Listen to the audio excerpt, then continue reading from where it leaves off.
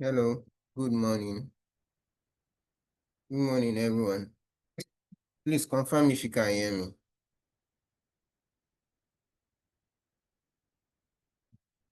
Yes, I can. Yes, Good I can. afternoon, Fingal.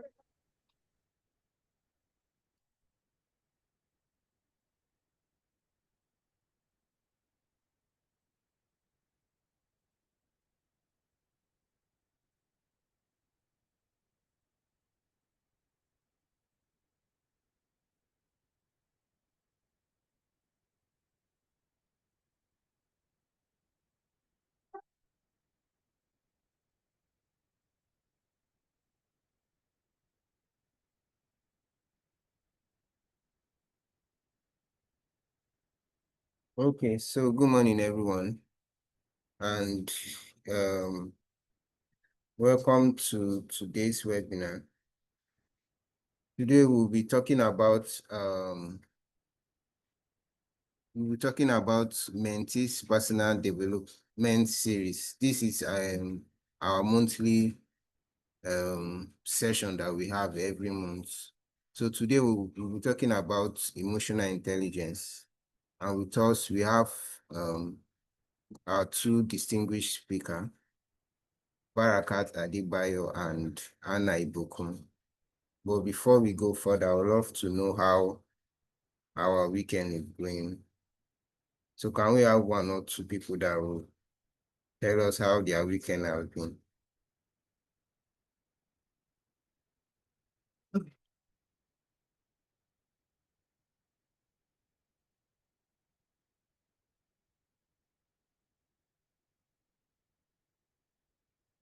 Okay. So Anna, you can go. Hi everyone. Good afternoon, everyone. So my week has been fine. How do I put it now? Exams are starting soon, so like we're doing revision, and my classes has not been like holding because of like revision week. So like everybody's just trying to like cover up what they've not covered up yet. So I've basically in my hostel throughout the week. Yes. And we also had this like FIB week, which I only like participated in one. So I had like enough time to like do things this week. And for my Saturday, currently in my hostel too. So yeah. Thank you very much. Right. Anna, it seems like you're having seems like you had a great week, so well done. Personally for me, I would say my weekend is going well because as of yesterday, I was a bit down because of stress and all, but waking up this morning, I can say I'm refreshed and I'm still looking forward to having more rest. So yes, thank you. So we'll move on to the business of the day. So you all are welcome to the Mr. Beast Educational Foundation Mentees Personal Development Series. So our topic for today is emotional intelligence. And like I've said earlier, we have two brilliant speakers in person of Barakat Adebayo, medical student from Lagos State University College of Medicine, and Annah Ibukun, a petroleum engineering student from University of Benin. So our agenda for today, first we'll go through the housekeeping rules. Then I'll give a brief history about Mr. B's Educational Foundation. What is Mr. B's Educational Foundation, what they have done, and also the presentation for today. Then there will be question and answer, and then we'll share the upcoming and ongoing events from the Mr. Beast Educational Foundation. So for the housekeeping rules, first, we need to be aware of our environment. We need to ensure that we're in a quiet place, free from distraction. Then we need to keep our volume at a safe space, at a safe level, sorry. We should avoid listening excessively high with high volumes when we are using our devices. And also we should mute our mic when we are not speaking. And also we should try as much as possible to reduce background noise by keeping our microphone muted unless we are asked to speak. Then we should also share our video only when we are requested to. And by doing so, we have to turn on our camera. Then we should not watch while driving for safety reasons, and we should not attend virtual meetings while driving. So if you know you are driving or you're on transit, you can do well to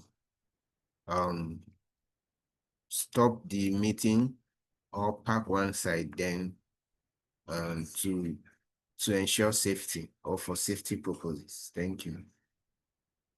So about Mr. B's Educational Foundation. Mr. B's Educational Foundation is a registered non-governmental organization with Nigeria Corporate Affairs Commission, which was established based on 3 out of the 17 United Nations Sustainable Development Goals. Goal 1, which is no poverty. Goal 4, good and quality education. And the third goal, which is goal 17, partnership to achieve the goals. The achievements that Mr. B's Educational Foundation have been able to achieve over the past years are they have rewarded over 70 students from 4 government-owned secondary schools within 5 years for their academic excellence. They have empowered over 200 women with vocational skills as a source of livelihood.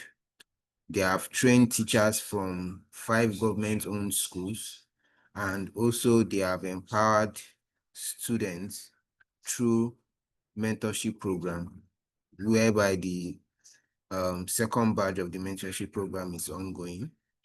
They have also supported over 2,000 students and young professionals with employment and scholarship opportunities. They have also partnered with organizations like Society of Petroleum Engineers,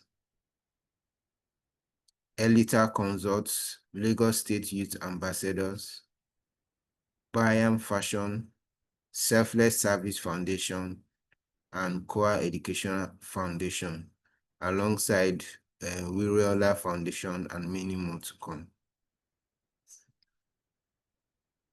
So our topic for today is emotional intelligence. So with us, we have our first speaker, Annah Ibukun.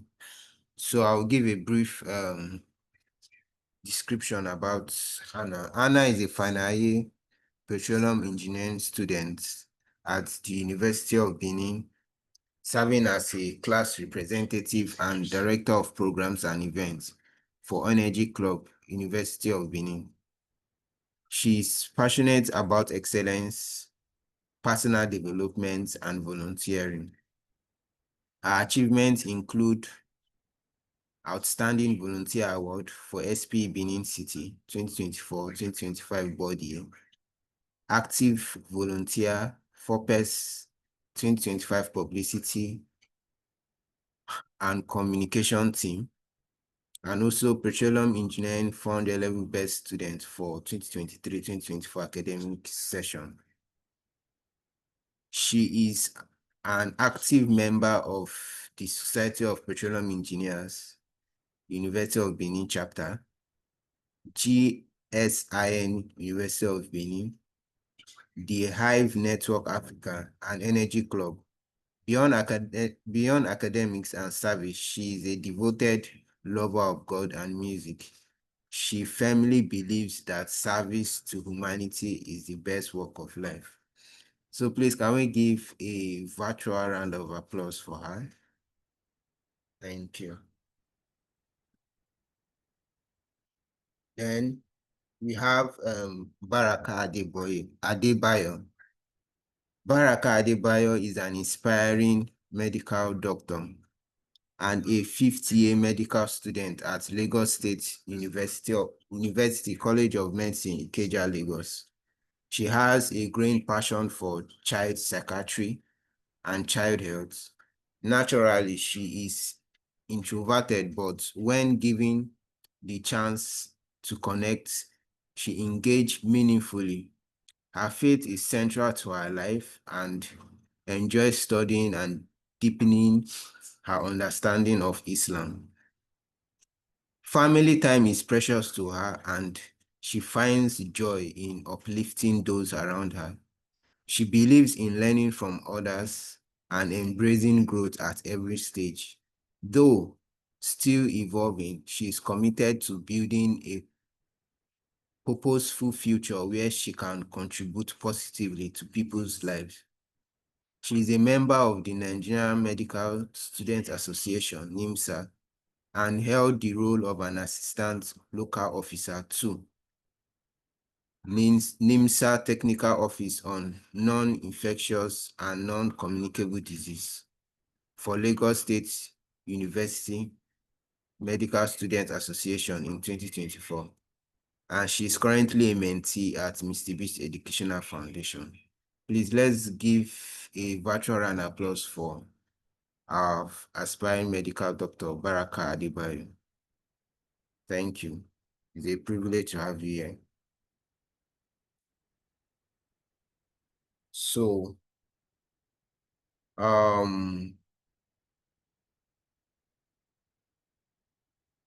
we invite our speakers to present their slide and share with us what they have for us today.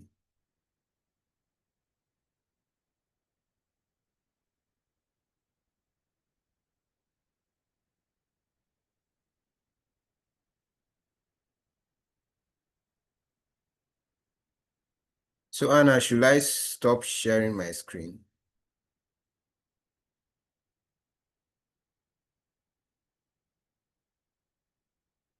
Hi, Jumbo, please confirm you can hear me. Yes, we can hear you. Okay, please, I want to share my screen now. Okay. Yes, I've requested sharing. Okay. I've allowed. Okay, thank you.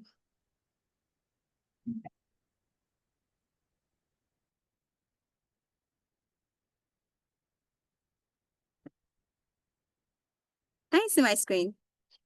Okay, I started again. Hello, Jumbo. Yes, we can see it. Okay, please let me just confirm if I can. Let me just confirm if I can move it. Sorry to keep you waiting.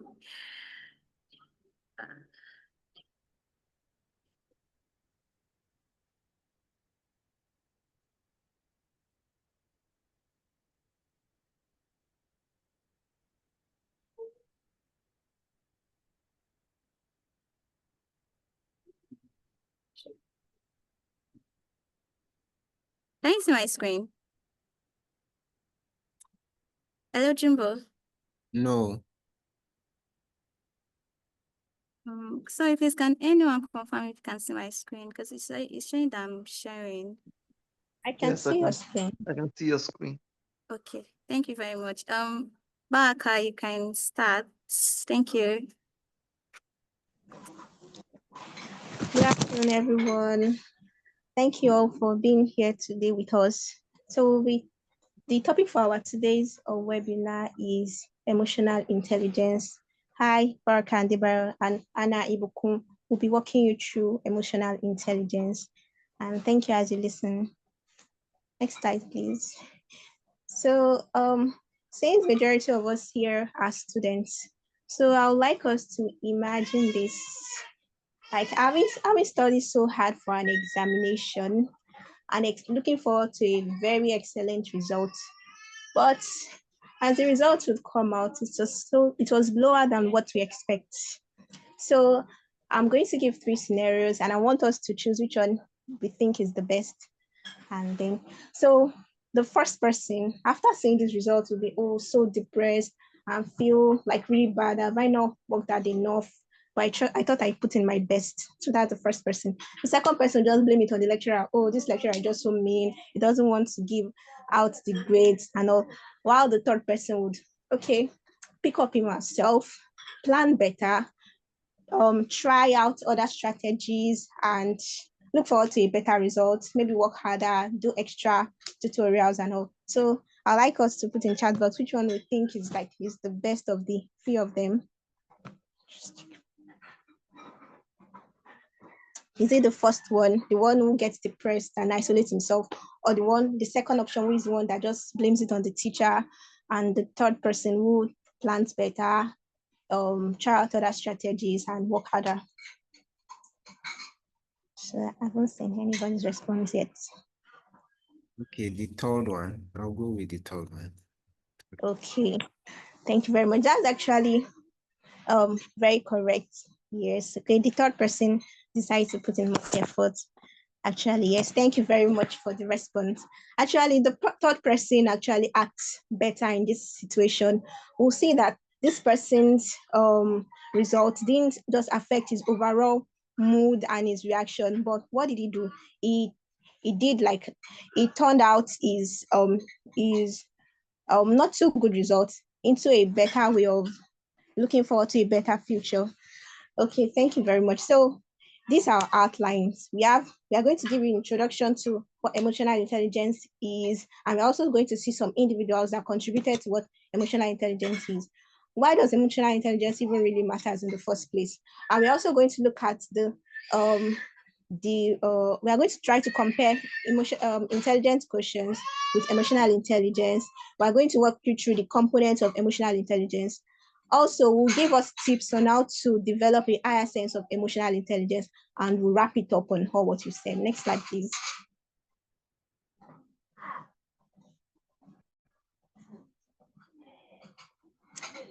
Next slide, please. Okay, so what is emotional intelligence? Emotional intelligence is the ability to recognize our own emotions, like how we feel, understand these feelings, and manage our own emotions, not just ours, but other people's emotions, because we influence one another in a way or two. So the first person we are going to look at first person we are going to look at is Edward Thorndike. In 1920, Edward Thorndike coined the word social intelligence, which he defined as the ability to understand and manage men and women, boys and girls, and also act wisely in human relationship. He laid the foundation for intelligence, which is the ability to think, reason, remember, imagine, and learn words. And he recognized that intelligence is not just this cognitive ability, the ability to think and reason, but also to be able to handle the relationship and our emotions in every social settings. So it's not just your ability to understand words and imagine things, but ability to relate with other people in whatever situation you find yourself. In 1940, we had David Wechsler, who developed the Wechsler Adult Intelligence Scale. The Wechsler Adult Intelligence Scale is a test that helps to measure the cognitive ability of adults and older adolescents. So what Wechsler explained to us was that our intelligence is influenced by some non-intellectual factors. So these non-intellectual factors are like motivation. Okay, what's the drive you have to achieve what you want to achieve? Emotions, like how do you feel and how this feeling of yours affects your daily life? also your personality, the kind of person you are. Are you someone that is introverted, or are you someone that is very social and likes to interact with people? Are you someone that easily forgive others, or you're someone that holds on grudges? And it recognizes that emotions and attitudes affect our overall performance, which cannot be like overestimated. How our emotions and our attitude and our relationship with people affect how we perform wherever we are, is in school or is in our workplace. So we have the third person in 1983, Howard Gardner, who proposed the theory of multiple intelligence. In this theory of multiple intelligence, it has like two components. The first one is the intrapersonal like intelligence, like how you understand your own emotions, and the interpersonal intelligence, how you understand other people's emotions, like how you feel and how others too understand the kind of person you are. So he explained these two distinct forms of intelligence, and with the help of Howard Gardner, we're able to provide a clear framework on how the concept of emotional intelligence, which involves validating our emotions, our capacity, and that these emotions, and they are not just traits, but they are what helps in our daily lives. While the third person is Daniel Goleman, he was the one that proposed some domains for emotional intelligence, which are self-awareness. There are 5 domains for emotional intelligence. We have self-awareness. You're being aware of the environment. Like when you are stressed, you recognize that you are stressed, and you don't just lash out on others, all because you are stressed, and you take every of their comment as maybe an insult because of your own stress. So you are self-aware of your environment. Also self-regulation, your motivation, the drive you have to achieve whatever you achieve. Empathy, recognizing that, oh, my friend didn't do well in our examination. That's not the time I have to feel to her that, oh, I got the best result. Fine, it's good to be happy for yourself, but you recognize other people's situations and you act accordingly. While the third domain of emotional intelligence is social skills, all of which we'll discuss in detail in the course of this seminar. Next, please. Next slide, please. Okay, so your emotional intelligence, like how it affects every different part of your life. So as students, emotional intelligence affects our performance in school, even in work for the working class. For example, as a student, you understand that when it gets to the end of the semester, you get really anxious. And for a student that is emotionally intelligent, that recognizes that, oh, when exam comes, I'll become so pressured, we'll start preparing, having a schedule for study that you follow throughout the semester, so that by the end of the semester, when exams and tests are approaching, you will not just be rushing to read, but probably revising, solving past papers, all of which will help in having an excellent result at the end of the day. Another example of how emotional intelligence affects our performance at work is, for example, we are in a world of social media, distractions here and there. For your emotionally intelligent students, you're in the class and your lecturer is teaching you right in front of the class. That's not when you start picking up your phone, checking up your messages. Well, as a student that is disciplined and that is very intelligent, would pay attention in class. The class lasts for probably an hour or two. And after that, you're back to whatever you want to do, whatever messages you have to go through. So this is how emotional intelligence affects our performance in work. Even at work, whenever you're at work, you know you're at work and you do your work diligently. And when you're at home with your family, you spend the best time with them. Our physical health, for example, some people, when they are stressed, they tend to binge eat, they eat a lot of junk food and just to get better. But for other people, there are better ways to get better.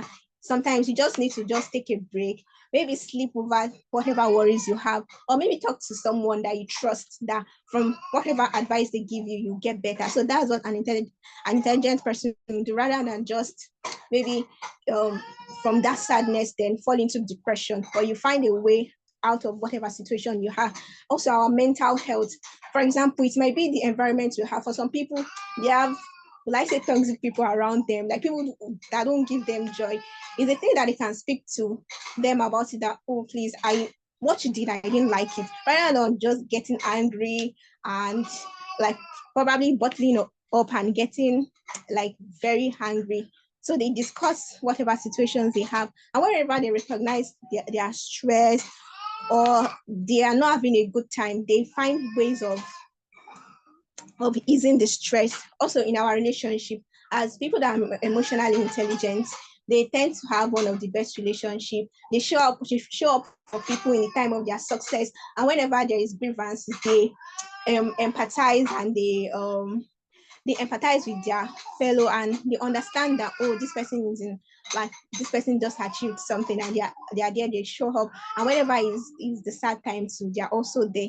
Also, social intelligence. For someone that is emotionally intelligent, will have social intelligence. The person is aware of their environment, and they act accordingly. Um, for example, if an individual got angry, let's say you are just walking on the street and someone just probably maybe harass you or something, instead of getting angry at the next person, you are calm.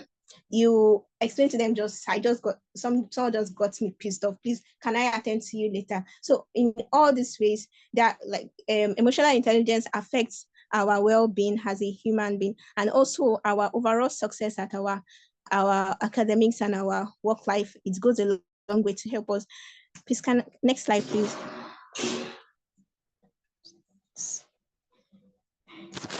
Okay, so why does emotional intelligence really matter? One of it, one is that emotional intelligence improves our communication skills. As someone that is emotionally intelligent, you have this ability to convey and interpret messages clearly. Like you're able to explain your grievances, you're able to understand other people and listen, not just talk to them. You're also able to listen to their feedbacks, and you tend to understand, reason, put yourself in their shoes, and talk things through, rather than just think the other person is the bad person and you're the good person. But you are willing to talk and resolve whatever conflicts you might have. Strengthens relationship. Emotional intelligence helps to build trust and empathy. It helps to foster a stronger personal and professional connection. So we have relationship everywhere, within our family, in schools, even in the neighborhood. We interact with people because human beings are social beings, so we cannot exist in isolation. So as emotionally intelligent person, you're able to build trust just through talking to someone. They can trust you because from the words that you say, your expressions, they understand that, oh, this person understands me. And you're also able to communicate your feelings to others. So like this, they tend to trust you because you are clear in your speech. Whenever you're angry, you're able to express it to them. And whenever you get offended, you're able to tell the other party. So like this, it builds a strong relationship. Also, being empathetic, understanding people's situation, their happy and sad moments, helps you to foster a stronger relationship. And all of this can be achieved due to you understanding your own emotions and the emotions of other people. And also, as a professional, you're able to work with your colleagues. If in case there's a team project that you have to do together, whenever you don't just take people, okay, fine, other people might criticize your work, but you don't take it personally. You take it as a means of correction, and you try to do things right. So all of this, building your relationship both in school, at home, with your family, and also in your workplace. Okay, emotional intelligence is important in enhancing leadership. As a leader, you have a lot of people that work with you that you need to motivate, inspire, and manage effectively for the overall success of a project, or if it's a firm that you have. You as a leader, you need to work with other people.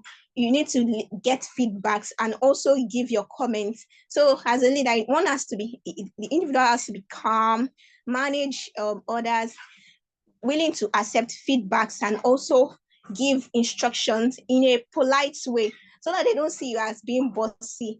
And whenever you recognize lapses in the work, you're able to like cheer and encourage your co-workers to do better. And this overall good interpersonal relationship helps you to grow well in your job, in your task, and whatever it is that you are a leader to them for.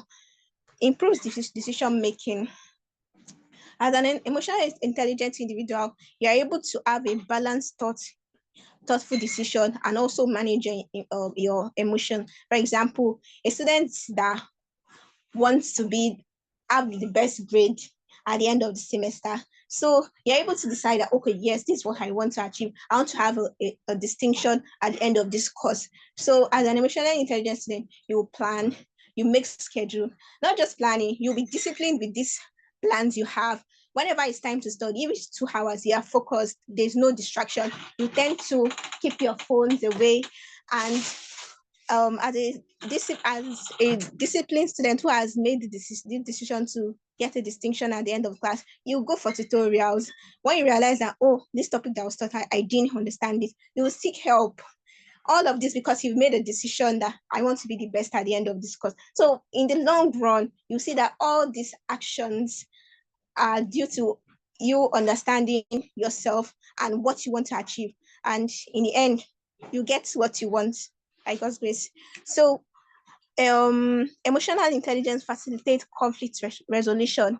Emotional intelligence aids in understanding and resolving conflict without escalating tension.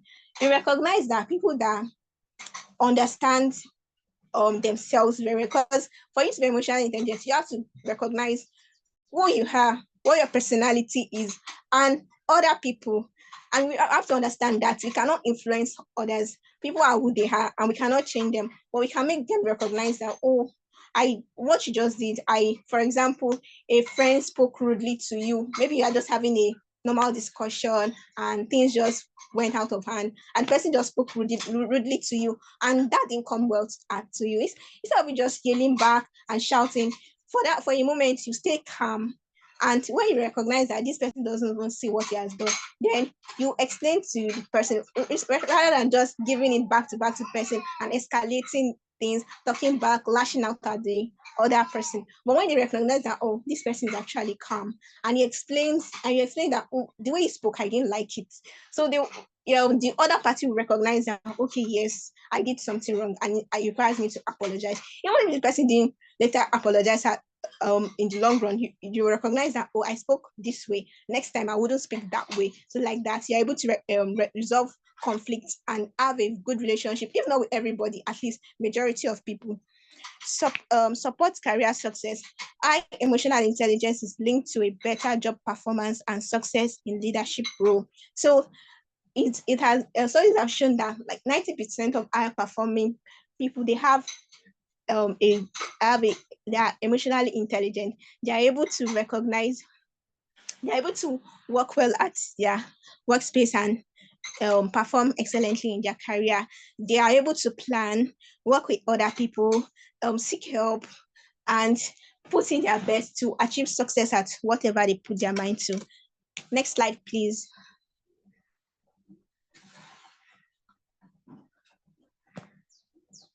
Okay, so now I want to look at intelligence quotients and emotional intelligence. They are two different things. Like intelligence quotient is a measure of one's ability to think, to reason, to solve problems, and also analytical skills. So it's good to understand that intelligence quotient is usually inborn, and as we grow, we learn and get better. So intelligence quotient involves concentration, that is ability to stay focused at a particular work without distraction, and making a way out of whatever we have put our mind to do, not just getting distracted, but being able to put our mind at a particular task and till completion. It also involves comprehension, that is the ability to read words, understanding and make meaning of whatever information we have gotten. Analytical skills, that is ability to solve problems and understand mathematical problems and solve them effectively. Multi-talented, like someone that has an high intelligence quotient, has the ability to do a lot of things. For example, being a medical student and also be a being tech savvy, and having a good public speaking skills. So all of these are part of intelligence quotient. Memory is the ability to recall words and remember things fast. Focus is the ability to concentrate with maximum attention on a particular task. So intelligence quotient is just the ability to think smart, and emotional quotient is our ability to recognize, understand, manage, and influence emotion, both within ourselves and that of others. Is our ability to perceive and understand emotions and regulate your own emotion effectively with that of others. It involves self-awareness, you being aware of the situation, you admitting, for example, you are being overwhelmed, rather, and the need to take a break when you need to take a break, especially when you are experiencing fatigue and burnout. Self-control. Don't just because someone else spoke harshly at you, then you lash out back at them. So your ability to control yourself and not just let yourself get controlled by other people's reactions to you. Motivation is the drive that keeps you going, even when you don't feel like doing anything. Empathy, recognizing people in their high and low states and acting appropriately at any of these times you find them. Interpersonal skills, they are the skills that are like you having to work with others and also managing your own self in order to achieve a great success at the end.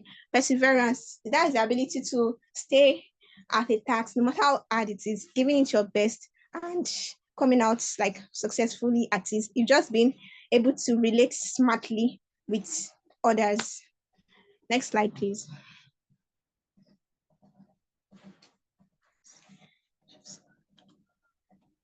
Okay, so these are the 5 components of emotional intelligence that we are going to walk you through. That we have self-awareness, self-control, motivation, empathy, and interpersonal skills. So self-awareness is the ability to recognize how someone is feeling without them having to say it to you. Just you seeing your friend sitting quietly, like a friend that is always jovial, happy, and like more like all around, giving the good vibes. I just recognize that, oh, why is he so quiet? And that ability to just recognize that, oh no, something is wrong. My friend is not always like this. And walking up to her and asking her, what's wrong? You're not always like this. Why are you so quiet? So that's just being self-aware of the situation around you. And even you within yourself, recognizing when you are stressed, when you need to take a break, and recognizing that oh,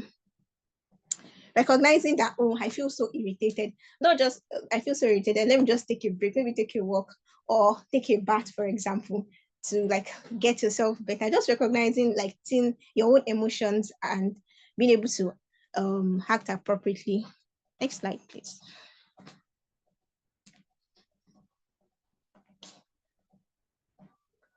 Okay, so self-awareness is the ability to accurately understand your emotion and stay aware as they happen. Is being aware of your action, your moods, and your emotions with others. But for example, I said, for example, yeah, for example, if you have like a presentation that you've prepared for, like you've prepared so hard for it, you've rehearsed, but yet you still feel nervous, like you feel nervous about it, like just recognize that, oh no, I'm nervous. But as someone that is emotionally intelligent, you would just keep calm and believe that you can do this. And in the end, you see that you'd actually do it. Thank you. So I'll be handing over to Anna to run us through the rest of the slides. Thank you very much.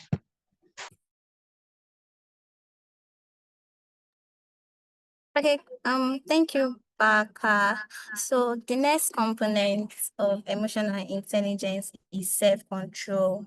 And self-control basically is the ability for you to like regulate your emotions, to regulate your thoughts, and to regulate your behaviors, especially when you are facing challenging situation. It's actually you being able to like control your own emotions instead of your emotions controlling you.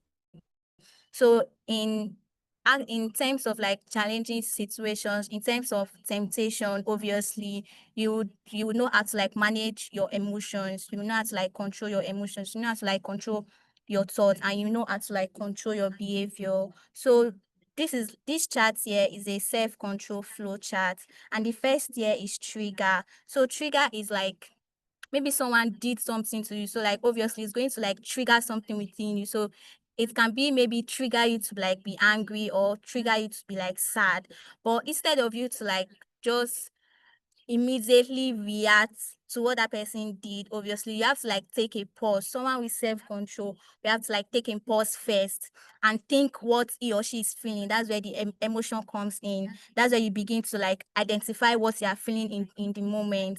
Are you feeling sad? Are you feeling angry?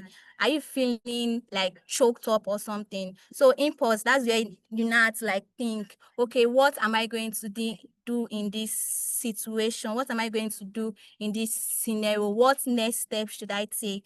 So that's where response comes in. So response, you finally tend to like choose a response. So that response, it has to be like an intentional response instead of like an impulsive response, whereby you just like give your response when the person like did something to you. So after you've like gone through all these steps, then that's your intent to like think of an intentional response to give to that situation.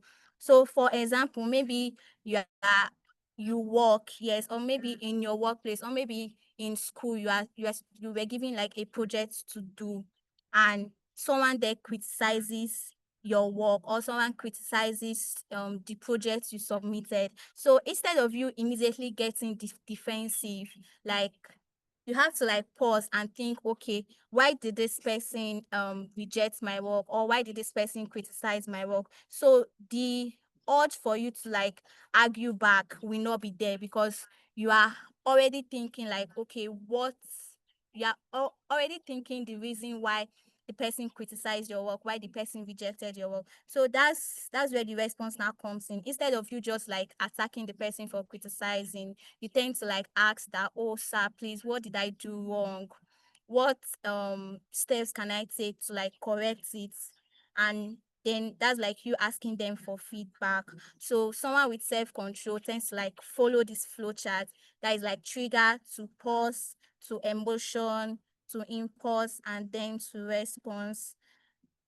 Moving on, I'll be talking on the next. Sorry. Okay. I'll be talking on the next component, which is motivation. So motivation obviously is that inner drive for us to like achieve our goals. So motivation is basically what pushes us for us to achieve anything that we set our mind to do.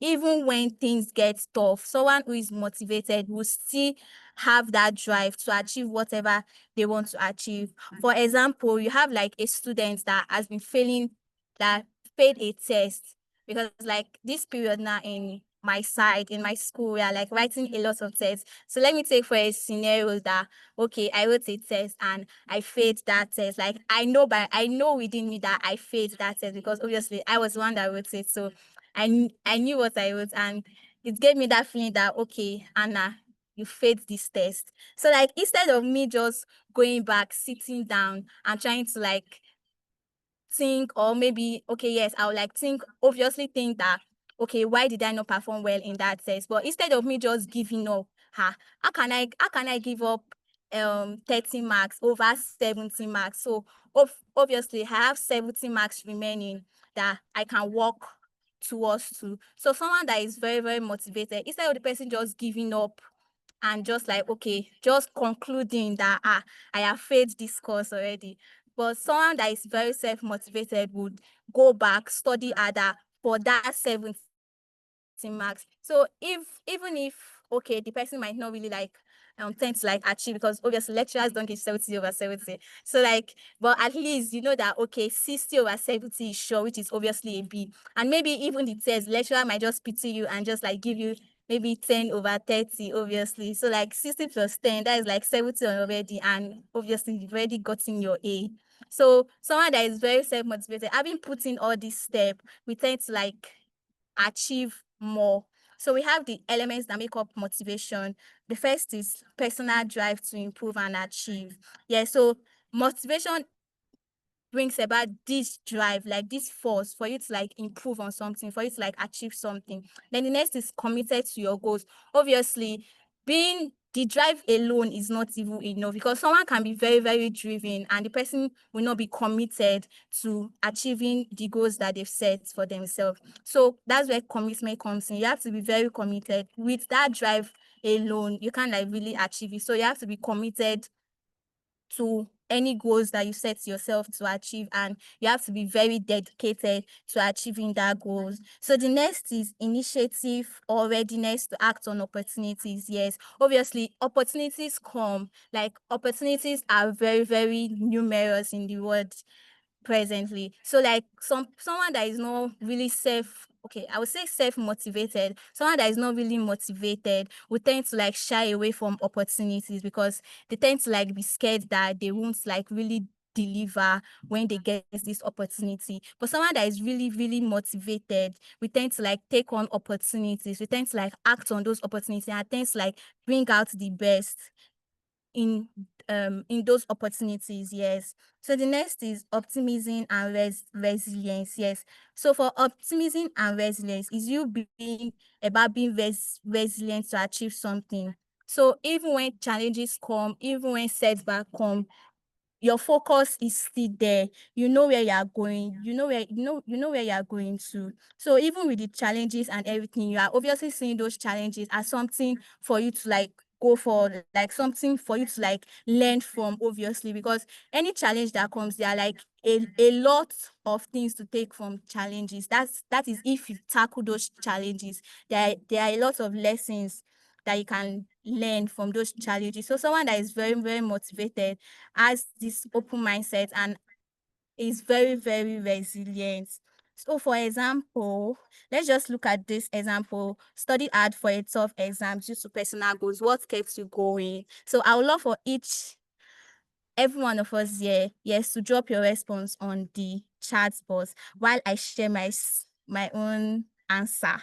So I remember when I was in like 200 level. Yes, I'm an engineering student. So 200 level, we had to do mechanical courses, and I was this kind of person that, okay, no, I was like, even currently, I don't like mechanical courses because they are very, very, they are very, very strong. So like, plus the drawing, the dynamics and everything. So when, especially the drawing itself, so when I came to the realization that, oh, this is a 3 credit load course, and I really need to like get this thing, because getting an F in this course is not an option, because obviously I can't come back to write it. It's going to be like too much workload on me. So I had to like reach out to friends, even like go for ninth classes because of drawing. And glory be to God, I got a C, which was I just accepted it that way, because it's better than getting an F. So actually, for my own story, what kept me going was the fact that I don't want to come back to write this course again. So that was like obviously what kept me going. Okay. Okay, I tried. Okay, thank you very much. All right, so moving, I still want to like hear you guys' story. Maybe at the end, you can like try to like share with me, Sha, so that I'll like get motivation from your own story. So the next component is empathy. Yes, my colleague has really like talked on empathy. So empathy is the ability for you to like understand other people's feeling and see things from their own point of view. So empathy is you being able to like step into someone's shoes to feel what they are feeling, and also to see things from their own perspective. For example, if you have like a colleague at work that is like really stressed out about deadline, like the person has this quota to meet at the end of the month or even at the end of the year, and it's like almost like this September already, like December is like here, it's almost close to December, and the person has not really achieved that quota, and the person at work, the person is just being stressed out about it, being quiet, the person does not even relate to people again. So someone that has empathy, we tend to like walk up to this person and ask the person that, oh, are you okay? What is wrong? And even with that, the person will tend to like share his or her problem with you. So you yourself, you tend to like offer help to that person, or you just be there, or you can just be there encouraging them. So that's like a scenario whereby someone has showed empathy to his colleague. So we have different types of empathy. We have the cognitive empathy. So for the cognitive empathy, is you understanding another person's feeling, is you taking in another perspective, you stepping into the shoes of someone else, like understand, okay, what is this person feeling, understand things from their own point of view. What is this person feeling at this moment? Then you have the emotional empathy. So for the emotional empathy, it's basically you sharing an emotional experience. It can be in response to pain, it can be in response to joy, it can be in response to celebration. For example, maybe someone lost a loved one, and you yourself, instead of you just messaging the person and be like, sorry for your loss. Someone that is very, very, that has empathy, we tend to like sit with the person, like go to like visit them, we tend to like sit with them, we tend to like listen to their feelings, and we tend to like understand their pain. Yes, so that's where emotional empathy comes in place. Then we have the somatic empathy, which is on the physical level. Maybe your friend is very, very distressed. Okay, maybe the person fell into like a big scam or something, and the person is like crying. Maybe the person lost a huge sum of money. Yeah, so like you being empathetic, you tend to like talk to the person and trying to like encourage the person, or even cry with the person if possible.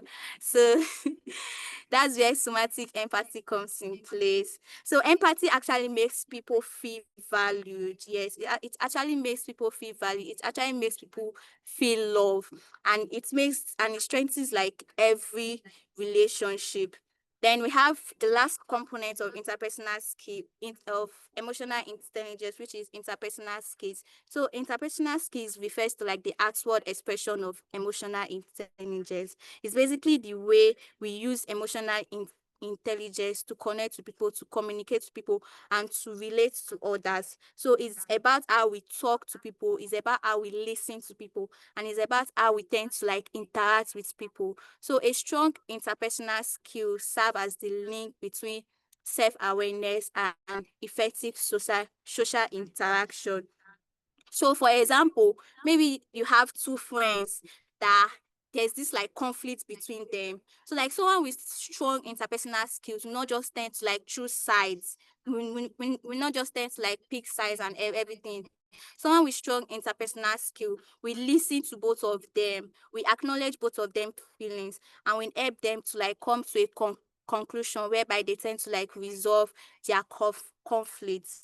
So we have different ways on how to like develop interpersonal skills. The first year is practice active listening. So yes, some people don't really tend to like listen actively. Yes, they tend to like just respond to whatever they are told, but that's not right. You have to like, because they're like persons that they don't really talk much, but like you have to like listen very well to get what is like, listen into their words to get what this person is saying before you can even give them a response. So we have to like listen to like understand others and not just like respond. So the next is ask questions and show genuine interest in others. Yeah, so you have to like ask questions, like okay, for this one is relating to getting feedback. So for asking questions, you have to like reach out to people and ask them that, okay, are you fine, are you okay, is anything wrong? Like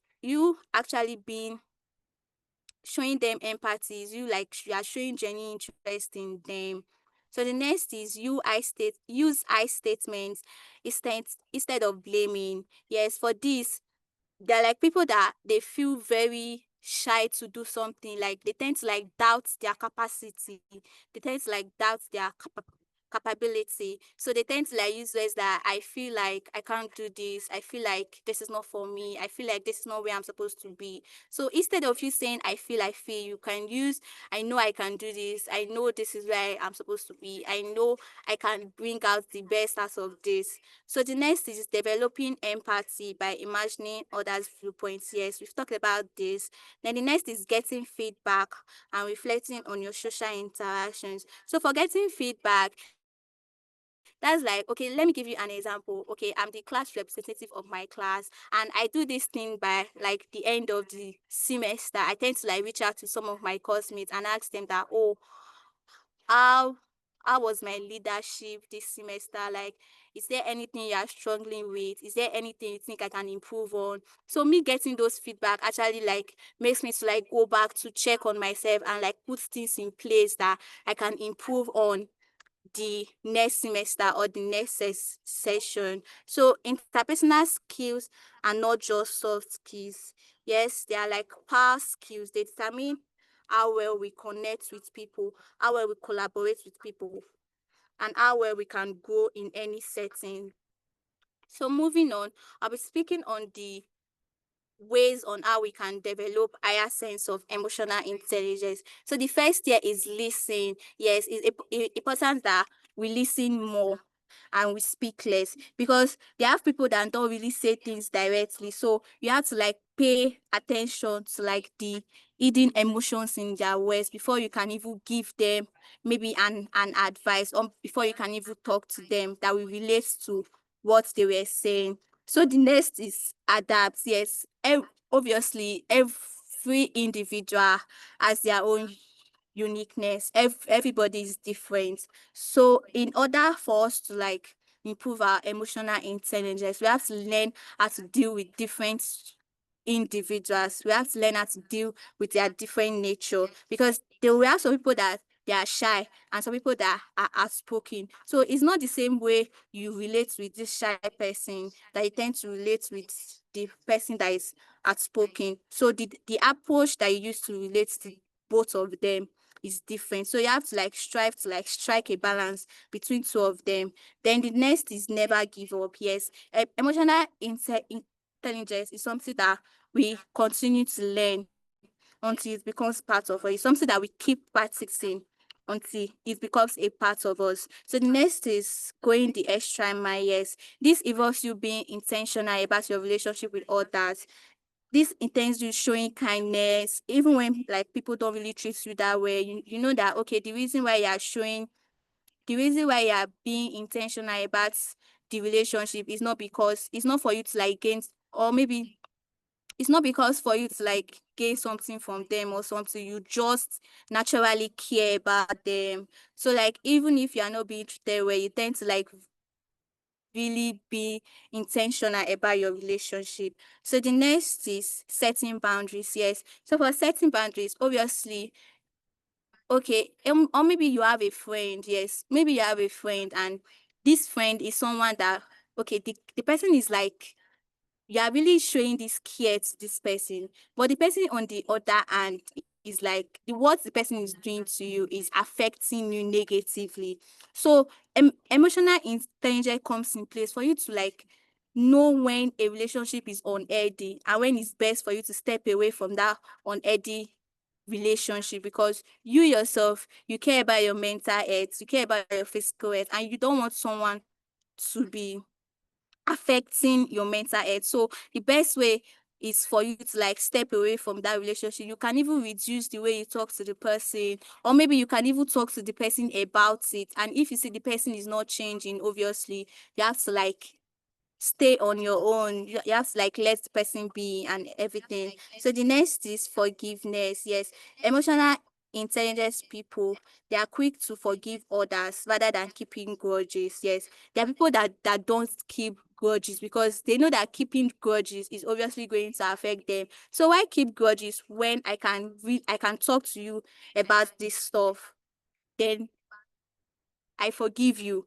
and the grudges is like gone. So like emotional intelligent people, they're like quick to forgive others because they have this belief that holding grudges is just going to like keep hurting them, because the person that you're even holding the grudges against might not even know that you are like angry at him or you are keeping grudges. So like it's just affecting you. It's not even like affecting the other person. So why keep the grudge? It's better for you to just go talk to the person and resolve the issue. Then you have your peace of mind. So that's what an emotional intelligent person would do. So the next is keeping a smile. Yes. So for keeping a smile, actually this one like is really my thing, because I smile a lot. Like even like some of my classmates will be like, Anna, why are you smiling? Actually for me it's like a safe mechanism. That's why like I tend to like smile a lot. So like the power of a smile is very, very great. There might be, maybe you have a friend that is like going through a gloomy day or something, and just your smile alone is just going to like brighten that person's day. Yes, so you have to like ensure to like keep a smile. It can't be like, okay, obviously like have to like be smelly, smelly, smelly, smelly, smelly. But like when you come in contact with someone and the person is not really giving you that energy, or the person is looking gloomy, yes, you can tend to like, oh, talk to the person, smile, even crack jokes and stuff like that. See that the person tends to like become very, very happy. So the next is living in different.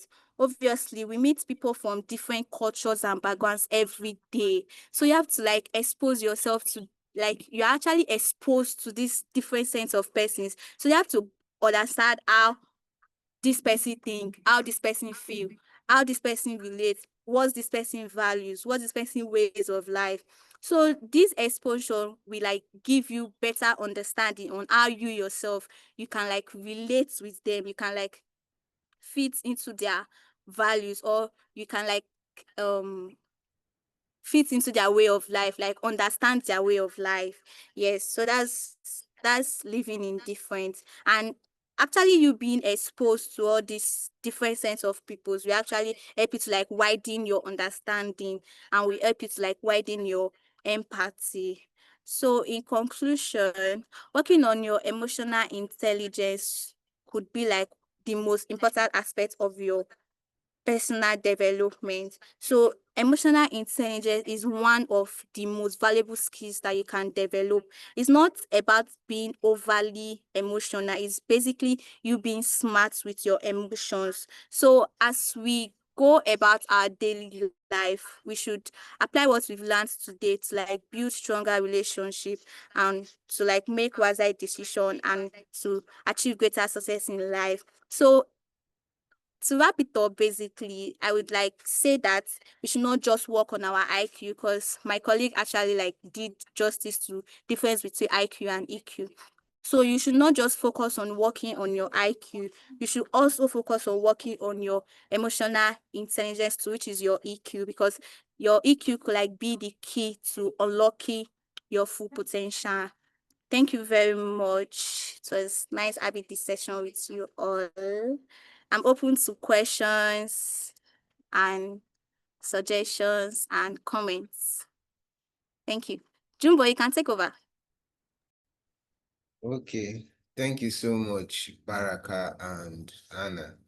I really learned a lot personally, and I have questions for both of you. So, should I ask it separately, or I should ask one person first, then receive a response, or which one? I think you can just ask. Some of us will give responses, obviously. Okay, so the first question is to you, Anna, or to any of you, because I believe the both of you are in your final year, so I will need advice from both of you. So for I'll be in my final year very soon, I think November or so, and we'll be given a project supervisor.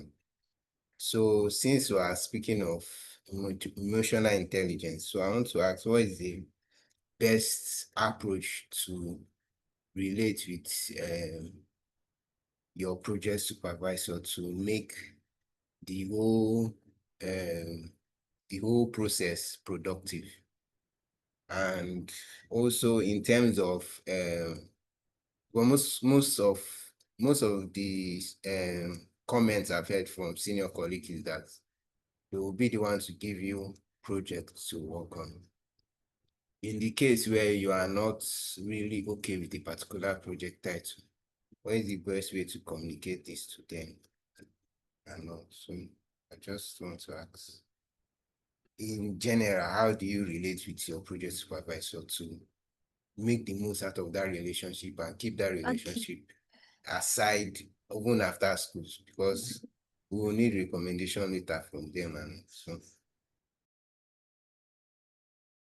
this is the both of you. Thank you. Okay. Thank you, Okay, Jumbo, thank you, for Jumbo. I think I should. Okay.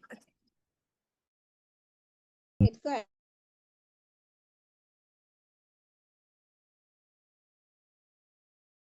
Sorry, Hello, unmute Baka, yourself. you can go on. Sorry. Okay, thank you, Jumbo, so much for the question. Okay, so how would you relate like productively with your supervisor? And especially if you are given a topic that you don't like, how will you communicate it with them? So for me, what I would say is that at first, try to read up around the topic that your project supervisor proposed. Perhaps there might have been something that you had seen regarding the question and it feels like you can work on it like more productively. But if you've tried to make research and you still don't like it, you can talk to him, like bring up the topic that you have, try to explain to him that, sir, this is what I saw about it, and it's really something I'm very interested in, and I would like it to, since what you are interested in, you most likely put in your all to it. So just try to suggest some other topic and some of the research that you've done regarding that topic and try to convince him. But if he's not yielding, well, I think you just, but just try to show him like this is what you prefer. Is to him and let him see from your own side of the story that like you prefer this one to the other one. And if it's not unique, something you can maybe speak to another lecturer that can help you that can talk on your behalf.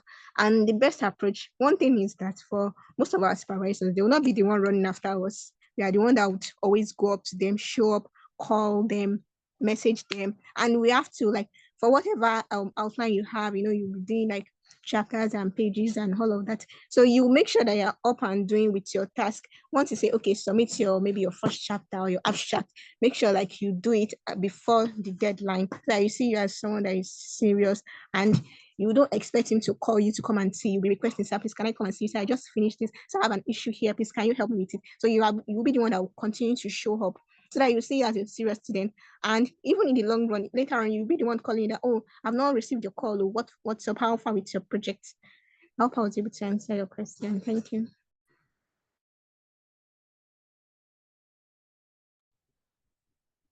Okay, thanks so much, Baka, for the answer. Actually, you've answered it all. So I would say I would just like chip in little things. The way I relate to actually, I was giving a project supervisor. I was giving a pro of self as a project as a project supervisor, and this man is someone that you cannot just walk up to him and talk to him. Though it teaches us in class and everything, but you just cannot just walk to this man and talk to him. Like this man is like someone that like the man is very intimidating. So someone like that as a project supervisor, actually I don't even like talk to him, but because like we assigned me to a lecturer under him. So like that lecturer under him is someone that I'm familiar with. So like my relationship with him has like started since 300 level. Like I've known him, so like I relate well with him very well. So in scenarios whereby actually my own topic, it was a lecturer it was my project supervisor that gave it to me. So I had to like research on it because okay, yes, it was relating, like it's relating to something that I would want to like feature to like further in after my university. But I had to like make research to like make like proper research on that particular topic that he gave to me. And along the way, I found that, okay, it's actually very going to be useful. So like, if maybe the topic he gave to you is not something that you like, because like it's like, okay, me, I like reservoir engineering, and I would want to like do my projects on that because it's something that I want to like further on. And maybe my project supervisor gave me a topic on drilling, and I know I don't like drilling. Oh my god, what should I do? Well, I just have to like, okay, let's do the research. Let's make research on this drilling aspect that was given to me. So if you make research on that aspect and you are not liking it, you can reach out to him. Actually, you can talk to him about it, and even give him topics. Like, you yourself should be prepared already. So when you are going to meet him, you've already made your research on the topic that you want to like do, or maybe the aspects that you want to like do in your project. So you going to meet him is like you talking to him about, okay, sir, please, I've made my research on this. It's not something that I can do. Like, I'm finding it very difficult to like articulate what the project is about. But this topic is like something that I know I can do. Like, I've made research on him. So like, you are like trying to like convince him for him to like heed to your own topic. And trust me, some project supervisor will even give in.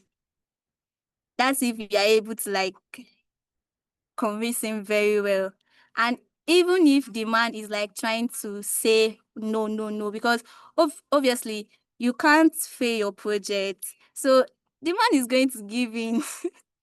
He's going to give in, obviously, actually. He's going to give in. Especially when you not tell him that, sir, oh, I'm going to publish my work, oh, and your name is going to be there, oh. Trust me. Lecturers want their name to be known, obviously. So the man is actually going to give in to your request. So yeah, I think that's all I have to say, Well, thank you very Jumbo. much, Baraka and Anna. I really appreciate. So I believe my final year will be smooth. Thank you. I don't know So if is we it? answered your question. Yes, yes. You all answered my question. Thank you very much. I will implement all what you said. Thank you. So for the second question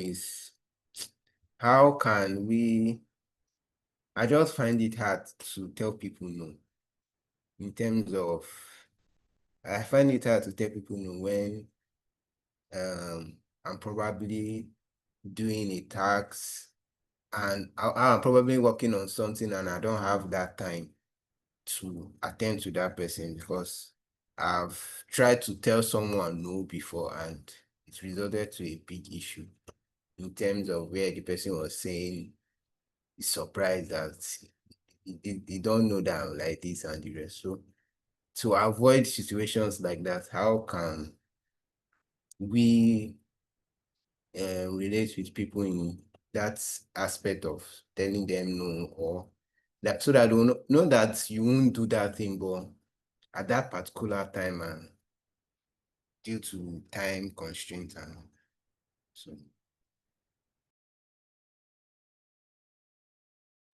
Okay, thank you, Jimbo, for the question. I'm actually exactly the same person. I find it hard to tell people no, that I can't do things for them, even if it's at my own detriment. So, but what the realization I've come to is that one thing is that you just have to speak. You can't just keep hurting yourself up because you want to please another person. So what I usually do now is that I'll explain to the person that, please, I know you will also need me to do this for you urgently, but please, I've started let's say I'm working on a task, maybe you have an assignment that you need to complete that. Please, I also have this assignment to complete and there's a deadline. Can you please wait? And if it's that the person doesn't mind, I can recommend someone else to do the task for the person. I think that, but one very important thing is you need to talk. You can't just keep quiet and keep hurting yourself and making people like they override it, I would say. But one thing I realize is that always speak your mind. Always talk to the person and let them see that it's not that I don't want to help you. It's not that I cannot help you. Just that I'm not actually doing that is also very, very important to me at this moment. So just talk to the person. And if you can offer someone else to do that thing for the person, then you should go ahead.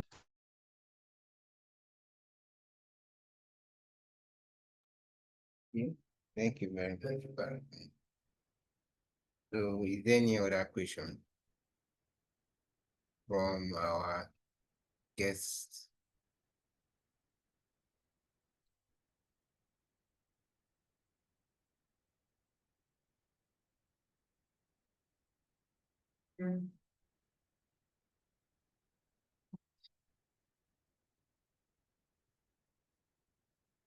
Okay, since there are no questions, I just want to use this medium to appreciate um those that have joined the meeting, those listening, and also our guest speakers, Barakat, Adebayo, and Annah Ibukun for this insightful session. I've really learned a lot, and I look forward to implementing all that you have advised us, and also what you have told us to do and what not to do. So thank you. So we'll be moving to the next. Let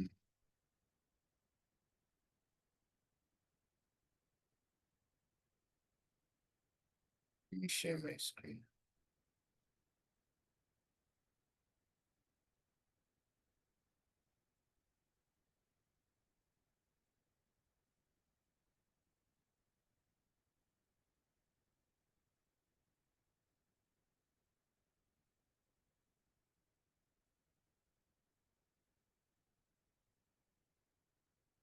So for the upcoming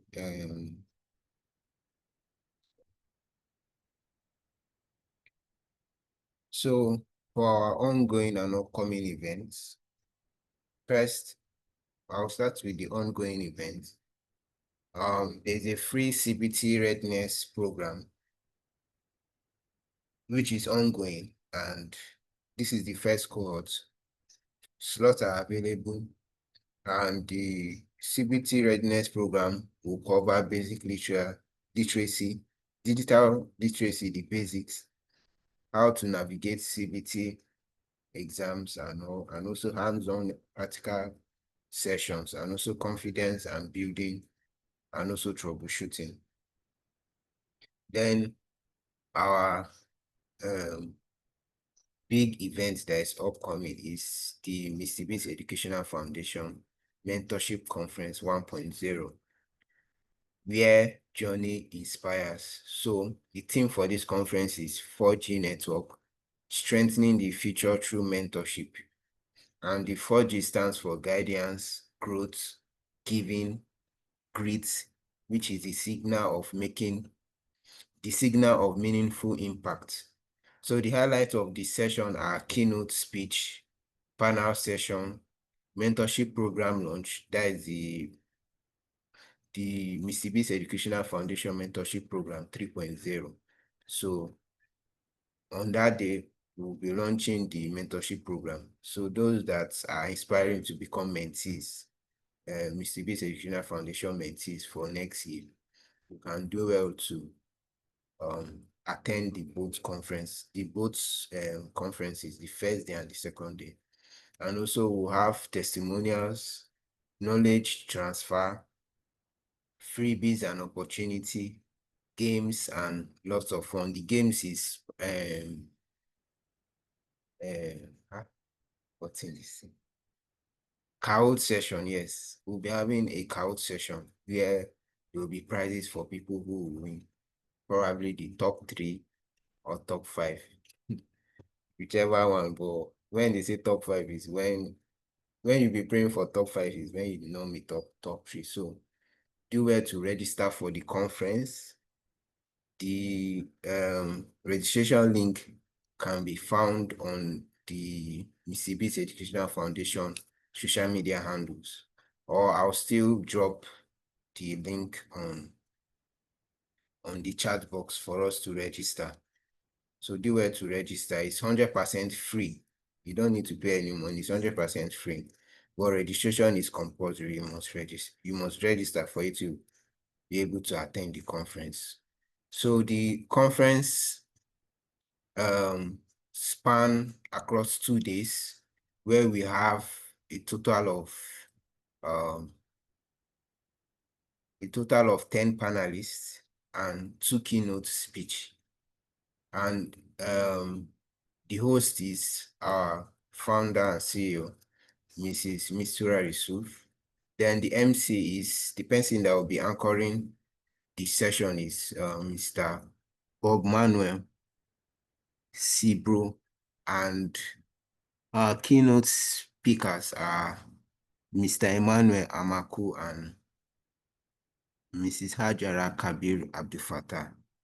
So we have 10 panelists, and the first day is on Friday, which is 10th of October 2025, 4 p.m. And the second day is on Saturday, 11th of October 2025, 10 a.m. So yeah, the conference comes with different packages. Day one is reinventing you, how we can pivot with purpose. And day two is the ripple effect, how we can learn to impact, influence, and inspire. So we have speakers from different sectors of life. So you are not missing out on anything. If you are someone that is interested in the digital space, there are speakers from that space. If you are the one in investments, there are speakers. So it's fully packed. If you are the one that's like me that is interested in graduate school applications, there are speakers from US, from Germany that will speak. So do well to register. I'll drop the link. Thank you. So thank you all for today's session. If you want to connect with Mr. Beast Educational Foundation on social media, you can find them on LinkedIn, you can find us on Instagram, on YouTube, and also for partnership, for inquiries, for sponsorship. You can do well to send us an email at info@mrbeastfoundation.org. And for you to get the recording of today's session, and do well to check Mr. Beast Educational Foundation on YouTube for those asking. So thank you. So thank you all for taking out time to attend today's session. We really do appreciate. Wishing you all a lovely weekend. Thank you. So I'll quickly drop the link for the registration for the conference before I end it.